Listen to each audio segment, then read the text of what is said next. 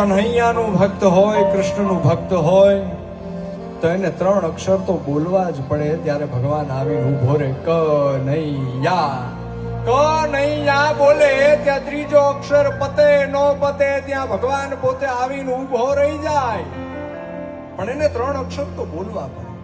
કોઈ ભગવાન રામનું ભક્ત હોય તો એને 2 અક્ષર બોલવા પડે, રામ.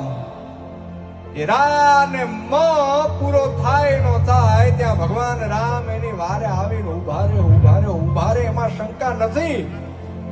પણ દુનિયાનો કોઈ એકાક્ષરી મંત્ર હોય ને તો એ કેવળ માં છે, કે જે માં શબ્દ મોઢામાંથી નીકળે ને એની પહેલા માં આવીને ઊભી હોય કે મારા દીકરાને શું થયું, મારી દીકરીને શું થયું.